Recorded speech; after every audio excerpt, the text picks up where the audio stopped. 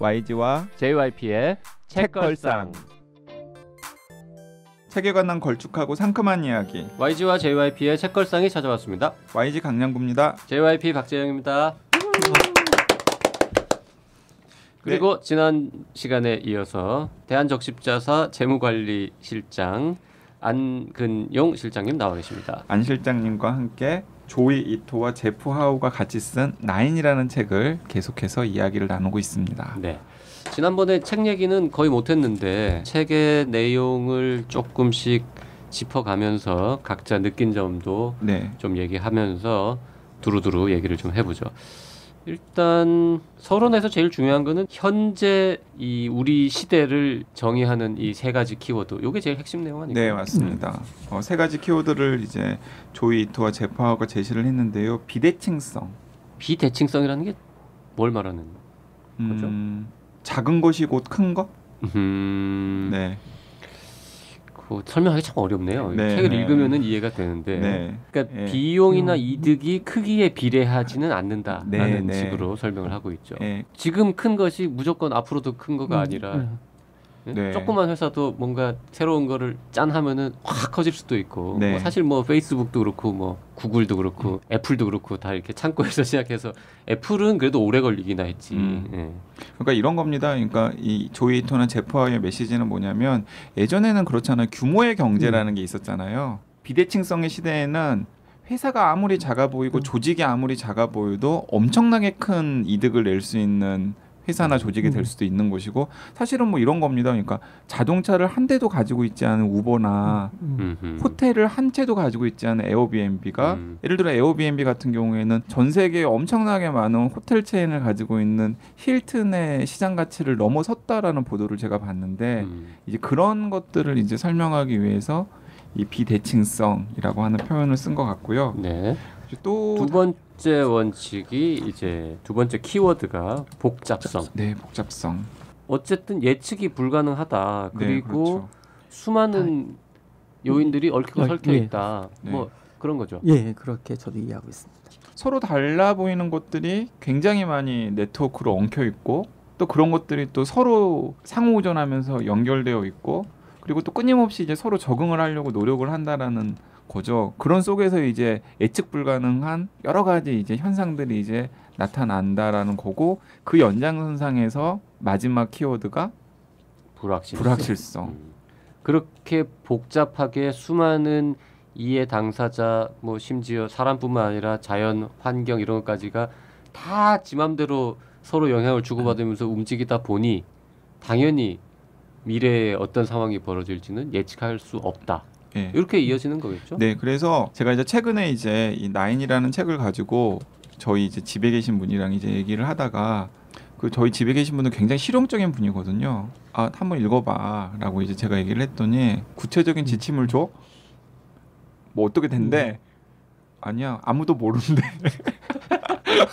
그랬더니 그분이 안 읽으셨죠. 안 읽으셨죠.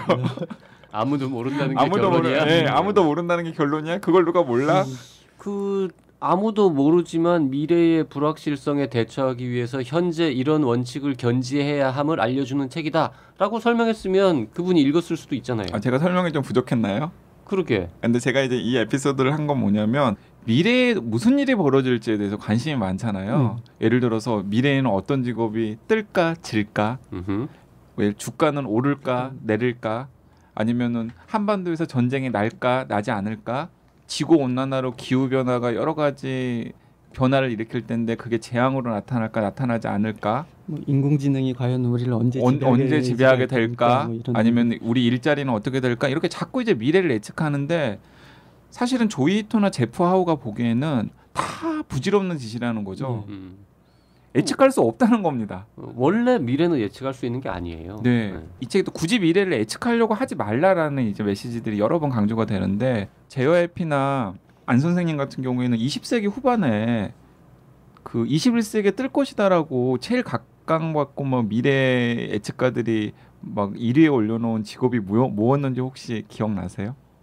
모르겠는데요. 정보 검색사. 정보 검색사? 네, 정보 검색사. 그런 직업을 예측을 네, 했어요. 90년대 후반에 막 여러 가지 저널이나 이런 데서 21세기에는 정보 검색사가 뜰 거다. 예전에 TV에서 무슨 퀴즈쇼에서 그 검색하는 퀴즈대회 같은 거 있어서 무슨 퀴즈를 내면 검색하시는데 빨리 검색해서 맞추는 그래서 이런 한때는 것도 있었어요. 정보 검색사 자격증 이런 예. 걸 따는 게 약간 그 정보 검색사의 사자가 회사 사자 아니에요? 구글이 뜰 것을 예측한 거 아닐까 그분이? 아직 네, 그 정보 검색사 그래서 무슨 정보 검색사 자격증을 따야 되나 등등이었는데 지금 정보 검색사라는 직업은 만들어지지도 않았잖아요. 그렇죠. 같은 맥락에서 요즘에 각광받는 직업 중에 하나가 데이터 분석가거든요. 음흠. 예, 그러면서 이제 무슨 데이터 분석가가 되기 위해서는 뭐 수학과를 가야 된다는 등, 무슨 뭐 시스템 뭐 무슨 공학을 전공을 해야 된다는 등, 뭐 산업공학을 전공을 해야 된다는 등, 뭐 이런 얘기들이 많은데 또 어떤 분들은 다 부질없어요. 다 부질없어요. 네. 사실 이 책 읽고 나면 뭐 읽기 전에도 저는 그렇게 생각하고 있었지만 미래에 10년, 20년, 30년 후에 뭔가 좋은 일자리, 좋은 퍼포먼스를 보기 위해서 지금 청소년들, 젊은이들이 준비해야 될 게 뭐냐? 뭐 특별히 뭘 공부해서 되는 게 아니라 그냥 책 많이 읽고 인문학적 소양도 키우고 운동도 열심히 하고 여행도 많이 다니고 사람도 많이 만나고 그게 제일 중요할 것 같아요. 네. 그렇습니다. 그러니까 이 책의 중요한 메시지가 뭐냐면은 굉장히 변화가 빠르고 그리고 그 변화의 방향도 예측할 수 없기 때문에 예측할 수 없는 상황에 본인이 주어졌을 때 그 상황에 잘 적응을 하고 뭐 때로는 그런 변화를 선도하거나 이끌 수 있는 사람 혹은 조직이 되어야만 뭔가 긍정적인 퍼포먼스를 낼 수 있다라는 게 이 책의 중요한 메시지인 것 이 같아요. 책의 서론에서 제일 인상적인 문장은 저는 이 부분이었어요. 한 가지 점점 더 분명해 보이는 사실은 네트워크 시대의 기본 조건이 단순히 빠른 변화가 아니라 끊임없는 변화라는 점이다. 네. 야, 그러니까 변화가 빠른 속도의 문제가 아니라는 거예요. 지금 바뀌어봐야 좀 있으면 또 변할 거고 그놈한테 적응한다 싶으면 또 변할 거라는 거. 이 책에 정리를 해낸 글이 거의 끝부분에 있는데 복잡성, 비대칭성, 예측 불가능성 이 21세기를 살아갈 매뉴얼을 제공하겠다는 우리의 야심찬 목표를 이 책에 쓴 목표를 한마디로 요약하면 이렇다. 회복력, 기민함, 배울 것이 있는 실패를 중심으로 하는 조직을 만들어라 라고 해서 거의 마무리를 하고 있습니다. 예, 좀 더 이제 속으로 들어가 보면은 그 6번째 원칙에 이론보다 실제라는 원칙이 있어요. 처음부터 굉장히 인상적이었어요. 이론적으로 보면 이론과 실제 사이에는 아무런 차이가 없어야 한다 혹은 없다. 하지만 실제로는 차이가 있다. 이 요기 베라라고 하는 분의 이 네. 말을 인용을 하면서 이제 시작을 하고 있는데요. 이 책에서 이제 제가 이제 줄거 놓은 부분을 보면은 이런 겁니다. 방금 저희가 이제 나눴던 얘기랑 연장이 되는 부분인데 변화가 새로운 상수가 되어버린 더 빨라진 미래에는 기다리고 계획을 세우는 것이 오히려 더 비용이 많이 들 수 있다. 네네. 일단 한번 해보고 즉석에서 대응하는 것이 비용이 쌀 수도 있는 것이다. 이론보다 실제를 우선시한다는 원칙은 바로 이 점을 인식하는 것이다. 모든 게 천천히 진행되던 호시절에는 계획이라는 것이 실패를 피하기 위한 당연한 단계였다. 하지만 지금은 그렇지가 않다라는 거죠. 야구 선수가 했다는 말을 염두에 두고 다시 보면 더 그럴듯한 말이에요. 요기베라 아저씨는 참 훌륭한 말씀도 많이, 명언도 많이 남기셨어요. 네. 네. 자, 안 실장님 뭐 또 인상적인 부분 소개 좀 해주시죠.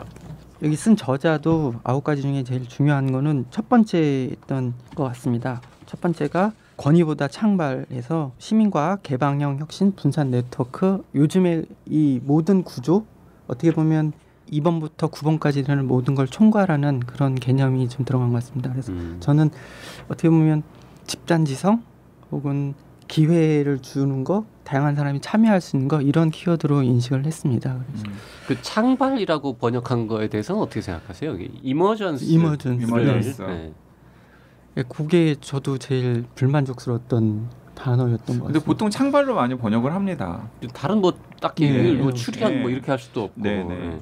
그러니까 이 이머전스 오버 오소리티 권위보다 창발인데 권위는 어쨌든 조직 같은 데서 자 이거 해라고 시켜가지고 뭔가 일이 벌어지는 네. 거를 상징한다면 창발은 아무도 안 시켰는데 여기저기서 그냥 갑툭튀 이런 것들이 계속 나타난다. 뭐 이런 의미인 거죠. 아주 거칠게 말하면. 네. 그리고 사실 창발이라는 용어는 과학에서 이제 자주 쓰는 용어인데, 그러니까 부분의 합이 꼭 전체가 아니다. 부분의 합이 예상하고 있는 전체가 되는 것이 아니라 그것과는 질적으로 다른 어떤 새로운 것을 이제 출현시킨다라는 걸 표현할 때 이제 보통 창발이라는 표현을 쓰는데요. 그런 맥락에서 이제 차용을 했다고 저는 읽었습니다. 저는 5번째 원칙으로 나와 있는 순종보다 불복종, 뭐 이 부분도 재밌게 봤는데요. compliance보다는 disobedience, 영어로는 이렇게 표현하고 있는데, 이제 불복종, 이게 표현이 좀 그렇습니다만 기존의 룰에 너무 연연하지 마라. 네. 그리고 어쨌든 근데 조이토가 미디어랩의 소장이잖아요. 그러니까 이 대목을 쓸 때 상당히 약간 망설여졌었나 봐요. 자기 연구소의 팀원들이 자기 말 안 들을까봐. 네네. 아무튼 그래서 자기가 이제 생각하는 불복종이라는 것은 그냥 기존의 권위라든가 아니면 기존의 법질서라든가 이런 것들을 무조건 다 어기거나 이런 걸 얘기하는 것이 아니라 어떤 새로운 흐름이나 변화가 나타나기 위해서는 기존의 통념이라든가 아니면은 기존에 당연하다고 생각되는 것들을 위반하거나 어김으로써 등장한다라는 걸 강조하기의 원칙이다라고 이제 또 부연 설명도 하고 있고 그렇긴 합니다. 그리고 챕터의 끝 마무리에 본인이 그런 거에 대해서 아까 걱정하는 게 좀 있었는지 마지막으로 나는 MIT 미디어 랩을 강건한 불복종으로 생각하고 싶다라고 해서 다시 한번 확인을 좀 해놓는 부분이 있습니다. 아무래도 본인이 이제 나름 이제 CEO 헤드쿼터인데 당연히 이렇게 그런 좀 약간 노파심 같은 게 들겠죠. 그러니까 약간 좀 왔다 갔다 하는 부분이 좀 있는 게, 우린 무슨 말인지 다 알아요. 알긴 알겠는데 이제 혹시 이거를 잘못 오해할지도 모른다는 걱정 때문인지, 불복종이라는 말이 어떤 것인지, 뭐 그리고 사회에 도움이 되는 불복종이 있고 그렇지 못한 불복종이 있다. 그리고 심지어 이제 강건한 불복종, 영어로는 disobedience robust라고 하는 약간 특이한 표현을 쓰면서 어떤 불복종, 어떤 불일치가 조직을 건강하게 만드는가에 대해서 부연 설명도 하고 있는데요. 이 챕터에서 제일 인상적이었던 부분은 오히려 그 MIT 미디어 랩 얘기가 아니라 3M 옛날 이야기 부분. 3M에 관련된 일화는 뭐 사실 되게 많잖아요. 되게 많은데 요 얘기는 저도 처음 듣는.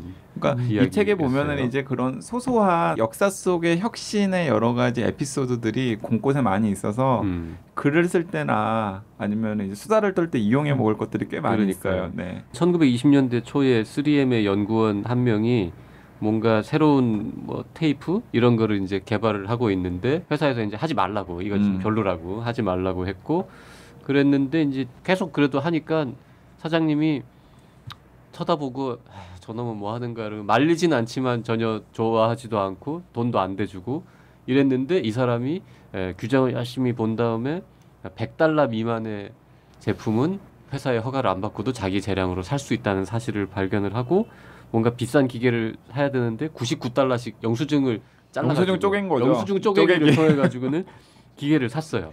그 이제 거기까지 보면서 야, 이래갖고 어떻게 됐을까라고 했는데, 그 사실을 알게 된 회장님이 이 사람을 자르지 않고 이 사람의 이 사례를 보면서 새로운 정책을 만들어서 발표를 했다. 네.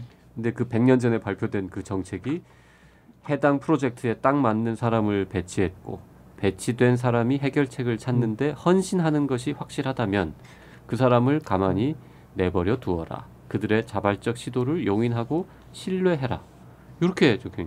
영수증 쪼개기를 했는. 영수증 쪼개기를 한 이거 회사에서는 이러면은 이게 징계죠. 저희는 규정이 있는 거를 어길 수가 없는 구조로 트레이닝 받아서 그런 상상조차 하지 못합니다. 네. 그러니까. 근데 이제 이렇게 해가지고 영수증 쪼개기를 하면서 우여곡절을 겪은 끝에 아무 일도 일어나지 않았다. 이러면 이제 책에 이야기가 안 나올 텐데. 스카치 테이프. 이 사람이 결국 그 유명한 스카치 테이프를 개발했다. 네, 그래서 3M이 지금과 같은 회사가 되는 시발점을 만들어 놓은 거죠. 그게 그 영수증 쪼개기였다. 영수증 쪼개기였다. 네.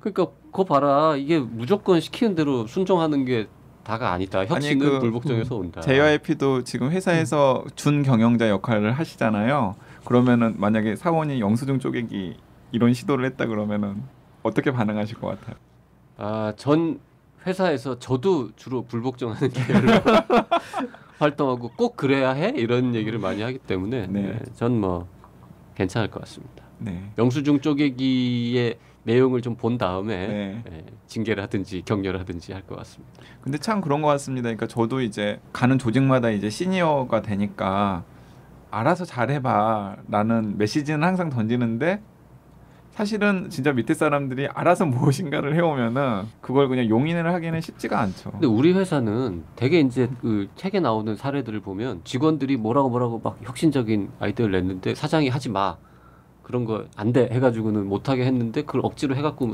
이런 사례가 많잖아요. 네. 우리 회사는 내가 뭘 하자 그러면 정반대 직원들이 하지 사례가 말자 많죠. 그런다? 그게 되겠냐면서? 보통 그런 경우도 많죠. 참.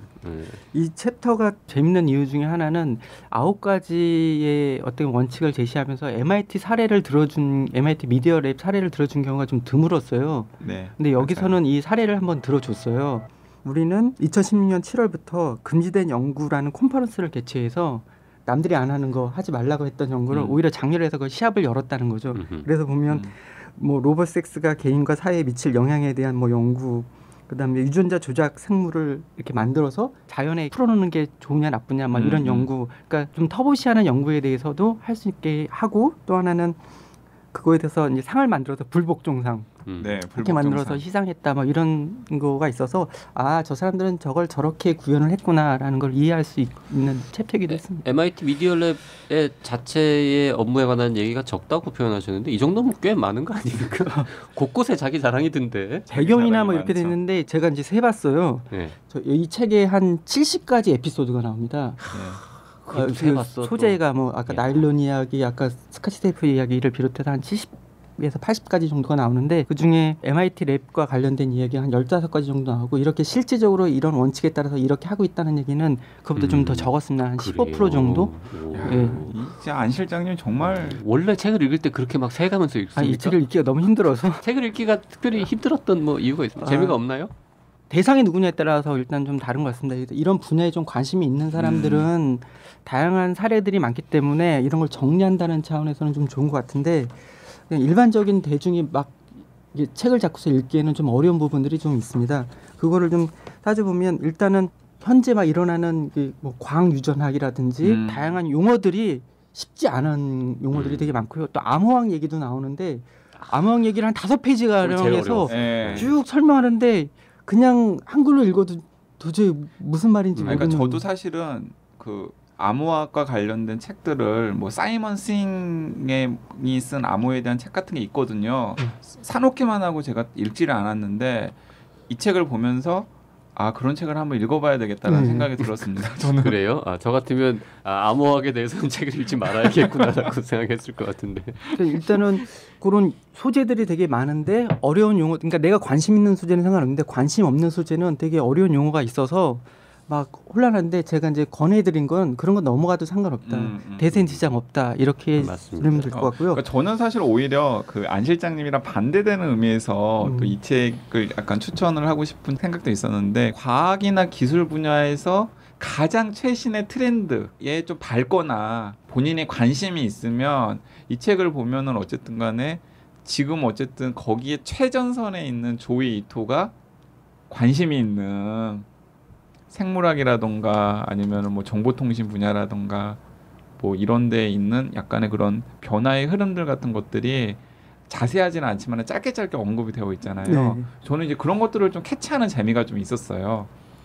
그래서 저는 오히려 그래서 그런 점이 또 이 책이 약간 돋보이는 점 중에 하나이다라는 생각을 저는 또 했습니다. 자연스럽게 또 두 번째로 힘든 점은 뭐였냐면, 이 책은 챕터별로 소재가, 그러니까 A라는 얘기만 쭉 하는 게 아니라 A를 하다가 갑자기 B 얘기로 빠져요. 네, 맞아요. 그래서 또 C 얘기로 갔다가 다시 A 얘기로 돌아오는 구조로 많이 돼 있어요. 네. 그러니까 중간에 가다 보면 이 사람이 도대체 무슨 얘기를 하고 싶어서 이러지? 막 이렇게 가다 보면 이게 만약에 말로 이런 얘기를 하다가 요회 때는 이런 얘기를 하고 그다음에 이게 서로 대화를 한다라면 좀 쉽게 이해할 텐데 글로 그런 걸 써놓으니까 흐름을 잡기가 힘들다는 부분도 좀 그게 있습니다. 이제 제가 JYP랑 책걸상 진행하면서 이제 최근에 나온 미국의 책들을 같이 읽으면서 공통적으로 저희가 얘기를 했던 거죠.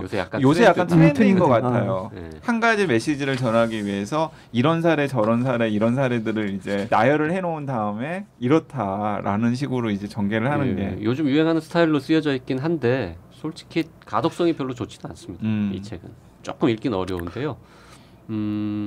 그리고 어떤 면에서 보면 이렇게 생각하시면 될 것 같아요. 원래 좀 혁신 관련 책들을 읽으신 분들이라면 막연히 생각했던 큰 흐름, 혁신을 위한 혹은 미래에 대비하기 위해서 갖춰야 할 자세를 쭉 정리하는 기회를 삼는 동시에 이 책을 쭉 보다 보면 아까 한 7, 80개 이제 사례들이 나오는데 그중에 꽤 많은 부분을 알고 있는 것들이거나 맞아요. 어디서 들어본 거야. 그러면 많이 들어본 내용이 있으면 내가 참 요즘 책 좀 읽었구나. 뭐 이런 사례들을 많이 아는구나라고 뿌듯해 하시면 되고 별로 없으면 이런 것들을 남들은 꽤 많이 아는 거야 라면서 이제 좀 상식으로 좀 챙기시면 되고요. 이 책을 읽는데 여기 나오는 사례가 전혀 정말 다 썰다. 다 처음 듣는 이야기다. 근데 본인의 직업이 뭔가 좀 이런 미래 준비 내지는 혁신 내지는 뭐 비즈니스 이런 거랑 좀 관련되는 직업을 갖고 있다. 그럼 반성해야 되는 거지. 약간 반성해야 되는 거죠. 반성해야 되는 네. 이게 지금 전 세계가 아주 난리가 났거든요. 요새 최근 한 10년 사이에. 그래서 이렇게 다양한 분야의 연구들이 희한한 방식으로 진행되고 있고 사업도 마찬가지고 그런 거에 대해서는 조금 정보 얻는 차원에서는 뭐 괜찮을 것 같기도 하고. 오히려 저는 이제 두 분의 의견과 비슷한 면이 있으면서도 약간 또 뒤집어서 생각을 해보면은 혁신 관련 책들에 별로 관심이 없었던 분, 사실 그 인문 교양 독자 중에서 그런 이른바 경제 경영서로 분류가 되는 책들에는 눈도 안 돌리는 분들도 또 꽤 많으시거든요. 문제라고 봅니다. 그러니까 어떤 분들은 또 그런 책만 또 찾아보시는 분들도 저는 문제라고 생각을 하지만은 진짜 그런 책에는 눈도 안 돌리시는 분들 많으신데 사실 JYP랑 YG가 이 책걸상 진행하면서 약간 의도적으로 그런 책들을 이 나인과 같은 류의 책들을 그러니까 시대 변화의 흐름을 좀 이렇게 살피는 책들을 중간중간에 넣는 것도 약간 좀 그런 것들을 강조해 주기 위해서인데 책걸상은 폭넓은 독서를 지향하고 있습니다. 네. 그래서 저는 그런 분들이라면은 처음 첫 책으로 나인이라는 책을 읽으면은 약간 쇼크를 받을 대목들도 있을 거예요. 네. 아, 세상에 이런 일이 있어 지금? 뭐 이런 식의. 첫 책으로 보시면은 다른 책들은 포기하지 않을까요? 조금 더 잘 읽히는 책을 보셔야 될 것 같기도 한데요. 첫 번째 책이 제가 드리고 싶은 말씀은 어떻게 보면 소재나 이런 부분에 대해서는 참신하고 좋은 내용들이 되게 많은데 그걸 표현하고 기술하는 측면에서는 독자가 혼란스러운 부분도 있을 거니까 그걸 감안하고 보셔라 이런 측면. 그리고 이런 그 거라고 보시면 MIT 미디어 랩이라는 이야기를 굉장히 여러 번 여기저기서 들었는데 도대체 이것들은 뭐 하는 놈들인지 궁금했다. 이런 분들이 읽으면 딱 좋을 것 같아요. 맞아요. MIT 그 유명한 미디어 랩은 도대체 뭐 하는 건가? 요건 잘 알 수 있습니다. 그러니까 요즘 핫한 그런 키워드 웨어러블, 뭐 가상현실, 유비쿼터스, 홀로그램 이런 개념들이 다 여기서 나왔다라고 하니까 그런 개념을 만드는 회사가 어떻게 지금까지 살아나오고 있느냐 이런 거 관심 있는 분들은 재밌을 것 같아요. 사실 저는 이 나인이라는 책을 사실 책을 읽어본 다음에 제가 생각했던 기대와는 약간 달랐어요. 굉장히 본격적인 논픽션을 생각을 했었거든요. 근데 진짜로 이제 말한 MIT 미디어랩이 진짜 그냥 9가지 행동 강령 이런 종류의 책이어가지고 저는 그런 점에서는 저는 이제 또 오히려 약간 좀 조이 이토라던가 MIT 미디어랩의 명성을 염두에 둔 사람으로서는 약간 좀 실망한 느낌이 있었지만은 차라리 MIT 미디어 랩에서 시도했거나 뭐 노력해가지고 성공한 사례, 실패한 사례 이걸 더 자세하게 써줬으면 그건 더 재밌었겠다. 네, 저도 그 같은 느낌입니다. 오히려 지금 미디어 랩에서 하고 있는 일 중에 되게 의미 있는 일들, 이거에 유사한 사례들. 그러니까 제가 아까 이 각 챕터마다 자기들이 하는 것들이 좀 부족하다고 말했던 게 바로 그런 부분이 좀 아쉬웠던 것 같습니다. 네, 맞습니다. 그런 부분은 확실히 있습니다. 맞아요. 네. 아마 출판사에서 준비하고 있을 것 같은데. MIT 미디어 랩에서 뭐 제가 보기에는 했는지? 약간 볼륨이 있는 후속작 같은 게 나올 가능성이 굉장히 있어 보입니다. 역시 또 조이 토랑 제프 하우가 MIT 미디어 랩의 개건 연구원으로 있는 게 그런 일을 하라고 개건 연구원으로 있는 것 같거든요.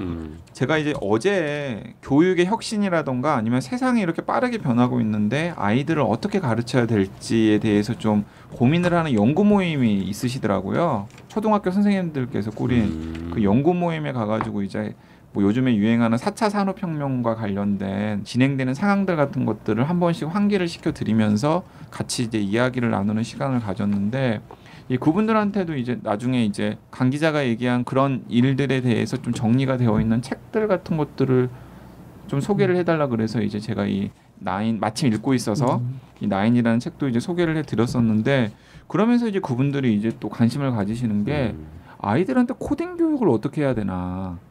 그 코딩이라는 게 진짜 컴퓨터 코딩 네, 컴퓨터 거죠? 코딩 네. 교육을 어떻게 해야 되나. 뭐 일단은 코딩 교육을 시켜야 되는지 말아야 되는지 그리고 코딩 교육을 하게 된다면 어떤 식으로 접근해야 되는지에 대해서 약간 현장의 고민 같은 게 있으시더라고요. 근데 이 나인이라는 책에는 아주 명확하게 거기에 대해서는 답을 내놓고 있잖아요. 일단은 코딩 교육을 해야 하고 그리고 그렇게 어린 친구들을 코딩 교육을 시키기 위한 MIT 미디어랩에서 만든 굉장히 좋은 툴도 있다. 그 툴의 이름은 스크래치라고 하는. 스크래치 얘기가 여러 챕터간 네네. 걸쳐서 많이 나고 네. 히스토리부터 뭐 이런 건 나오는데 오해하면 이 제품을 홍보하려는 책으로 오인할 수 있을 정도로 양이 좀 많이 나옵니다. 네, 근데 저는 스크래치는 저도 좀 해봤거든요. 하도 그래? 스크래치 하니까. 오. 근데 YG도 권하고 싶어요. JYP 같은 컴맹도 하실 수 스크래치 있어요. 한번 시도해 볼 만합니까? 네, 이 나이에? 네. 아 그래요? 굉장히 직관적으로 프로그래밍의 구조에 대해서 알 수 있게끔 하는 툴인 것 같습니다. 저도 찬성을 하는 편인데 제가 과거에 그 프로그램을 짰던 일을 좀 했었습니다. 네네. 한 3년 정도. 지금 일과 상관없이 한 15년 전에. 근데 그게 되게 많이 도움이 되는 게 어떤 이야기를 듣고 프로그램을 짜려면 그 구조화를 하고 순서를 만들어야 되고 생각하는 능력이 되게 많이 향상되더라고요. 그래서 저는 제 아이나 혹은 주변 분들에게도 그런 이야기를 많이 했었거든요. 네. 근데 저는 JYP는 굳이 안 하셔도 될 것 같아요. 왜요? 프로그래밍 안 해도 이미 충분히 논리적이고 충분히 합리적이고 칭찬입니다. 네. 예. 그 해봐야 못할 것 같다는 얘기 그런 거 아닙니다. 이 책에서 이제 그 코딩과 관련해서는 이제 굉장히 여러 차례에 걸쳐서 강조를 하고 있고 코딩 교육을 일찌감치 시켜야 된다라고 강조를 하고 있는데 그와 관련해서 이제 이런 식으로 이제 인용을 하고 있어요. 미국의 공립학교에 코딩 교육을 적극적으로 도입을 해야 된다라는 운동을 하는 사람 중에 이제 레스닉이라는 사람과 시걸이라고 하는 사람이 있는데 그 레스닉은 스크래치를 직접 만든 사람이죠. 어떤 식으로 얘기를 하냐면 이렇게 얘기를 합니다. 제가 그 대목 읽어드릴게요.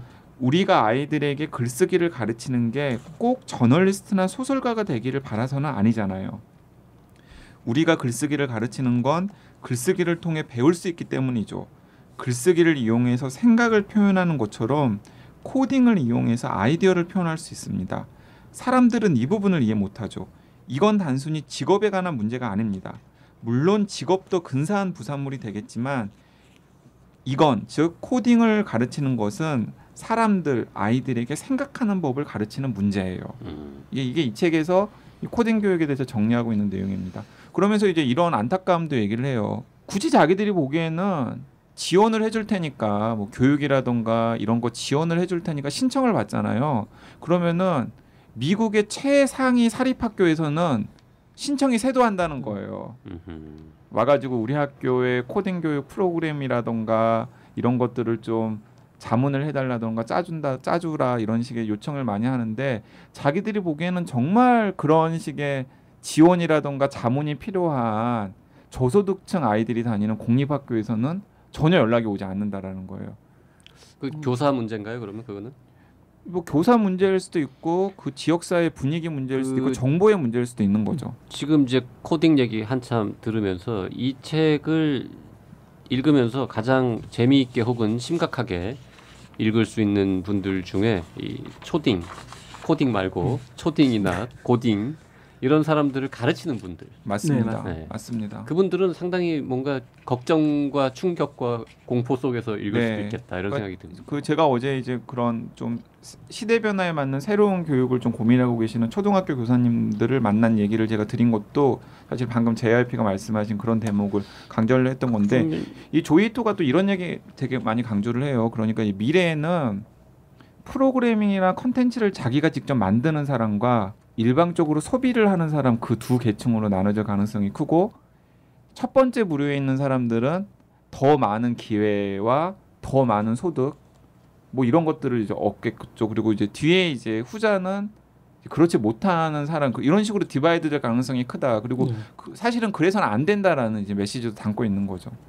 이 책에서 얘기하는 그 9가지 전략을 학교 교육에도 그대로 적용시킨다. 그대로 적용시킬 수는 없을 거라고 봅니다만 네. 그래도 어느 정도는 수용, 반영, 적용을 할 수 있을 것 같다 이런 생각도 드네요. 근데 또 보면은 불복종 이런 것만 좀 위험해요.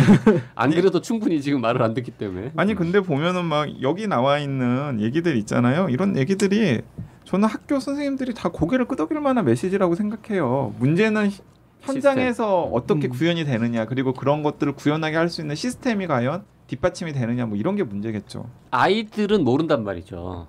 어떤 거를 공부하고 어떤 거를 준비하는 게 자기 미래에 도움이 될지. 어른들이 뭔가 좀 도움을 줘야 되는데 어른들은 심지어 더 모른다 그럴까요?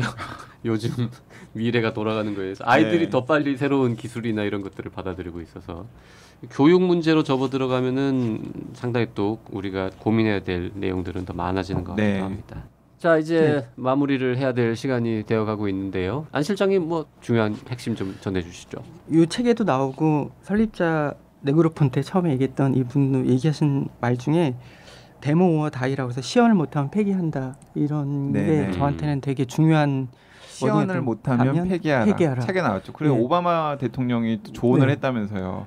너무 무서우니까 폐기하라는 좀 빼면 안 되겠니? 그래서 재현하라로 네, 바꾸라고. 예, 그렇게 했던 그 표현이 생각나서 지금 제가 하고 있는 일들 이런 것들도 이것저것 재고 막 이러면서 이게 나중에 나한테 어떤 영향을 줄까, 이 조직에 대한 피해가 큰 거 아니야, 이런 고민들도 좀 많이 하거든요. 근데 때로는 앞서 그런 말 있었잖아요. 그런 비용들 이런 것들이 그런 것만 생각하다 보면 오히려 해보지도 않고 우매한 결정을 할 수도 있기 때문에 이게 가장 마지막으로 덮으면서는 되게 생각나는 키워드였던 것 같습니다. 네, 저는 사실 이 9가지 원칙 중에서 YG 개인에게는 딱 꽂힌 게 2가지 원칙이 있었어요. 하나는 뭐냐면 안전보다 리스크. 그렇죠. 예. 최근에 회사를 그만뒀죠. 네, 안전만 쫓다가는 아무것도 못한다. 그리고 또 다른 하나는 경고함보다는 회복력.